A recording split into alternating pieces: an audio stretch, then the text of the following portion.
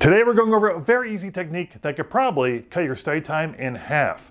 Now there's been a lot of research done over the past 70 years about learning and studying, and basically the bottom line to all of it is that if you want to retain information and do better on your tests, the absolute best way to do that is by testing yourself, or as the scientists put it, retrieval practice. People who use retrieval practice have about a 50% improvement in long-term retention scores than people who only study.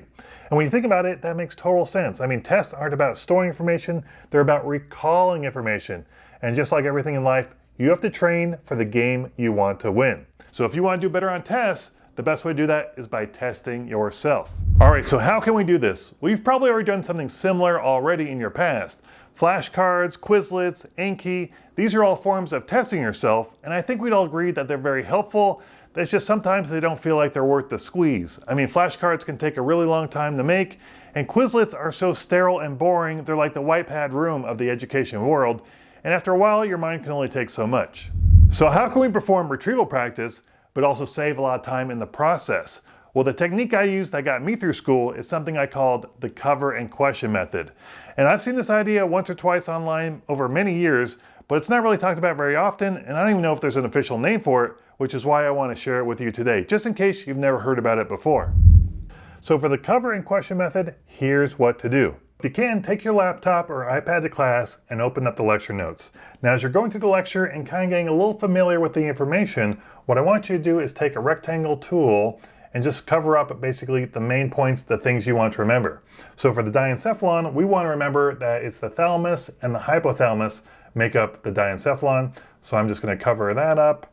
I can just copy and paste another rectangle here and cover that up.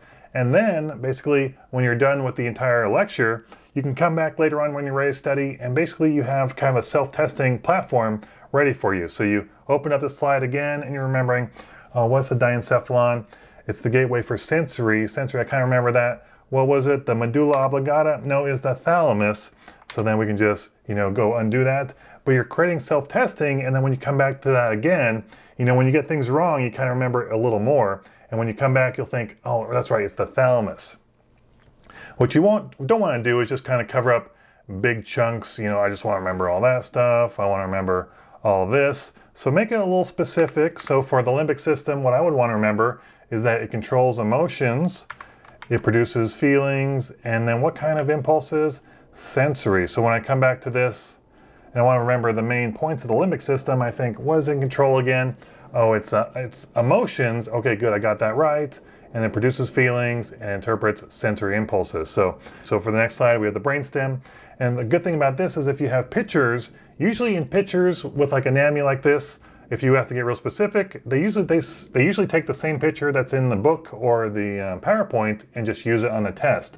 So if you cover up all this stuff here, it's an easy way to test yourself, and it really doesn't take too much time, and then immediately you can start testing yourself on this anatomy.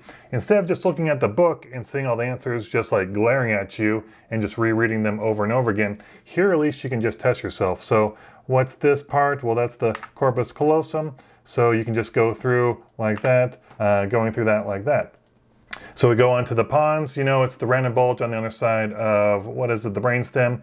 And so just go and you're testing yourself, and what you're basically doing is creating multimedia flashcards in just a few clicks instead of taking an hour to make, sterile flashcards. All right, so that's the cover and question method. Give it a shot, and I hope it helps you out. As always, thanks for watching, and of course, good luck on your next test.